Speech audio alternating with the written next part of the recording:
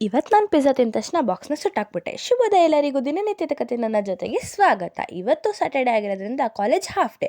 ಕಾಲೇಜ್ಗೆ ಹೋಗಿ ಈ ನನ್ನ ಮಕ್ಕಳು ಆಟಾಡ್ತಿರೋದೆಲ್ಲ ನೋಡಿಕೊಂಡು ಮತ್ತೆ ನಾವು ಬೇಗ ಮನೆಗೆ ಬಂದುಬಿಟ್ಟೆ.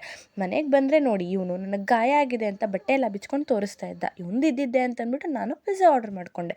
ಯಾಕಂದರೆ ತುಂಬ ಹೊಟ್ಟೆ ಹಸಿತಿತ್ತು, ಜ್ವರ ಬಂದಿರೋದ್ರಿಂದ ನನ್ನ ಬಾಯೆಲ್ಲ ಕೆಟ್ಟೋಗಿತ್ತು.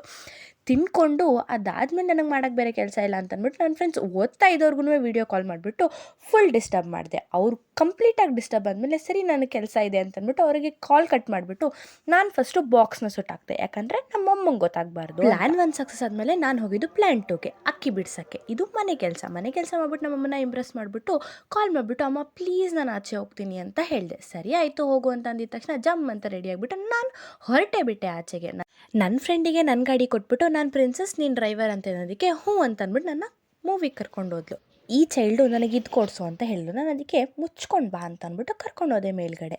ಮೂವಿ ನಾವು ಬಿಟ್ಟಿಲ್ಲಿ ನೋಡಿದ್ದು, ಯಾಕಂದರೆ ನಮಗೆ ಏನೋ ಪ್ರಮೋಷನ್ದು ಫ್ರೀ ಟಿಕೆಟ್ ಬಂದಿತ್ತು ಅಂತ ಅಂದ್ಬಿಟ್ಟು ಕರ್ಕೊಂಡೋಗಿದ್ರು ನನ್ನ ಫ್ರೆಂಡ್ಸು. ಸೊ ಮೂವಿಯಲ್ಲಿ ಆದಮೇಲೆ ನಾನು ಬಂದಿದ್ದು 10 ಗಂಟೆ. ಬಂದ ತಕ್ಷಣ ನಮ್ಮಮ್ಮ ಊಟ ಹಾಕೊಟ್ರು. ಫಸ್ಟು ಊಟ ಎಲ್ಲ ಮುಗಿಸು, ಅದಾದಮೇಲೆ ಮತ್ತೆ ನುಂಗು, ಯಾಕಂದರೆ ನೀನು ಇನ್ನೂ ಹುಷಾರಾಗಿಲ್ಲ ಅಂತ ಧಮಕಿ ಹಾಕಿದ್ರು. ಸರಿ ಅಂತ ನಾನು ತಿಂದ್ಕೊಂಡು ಮಲಗಿದೆ. Okay, good night.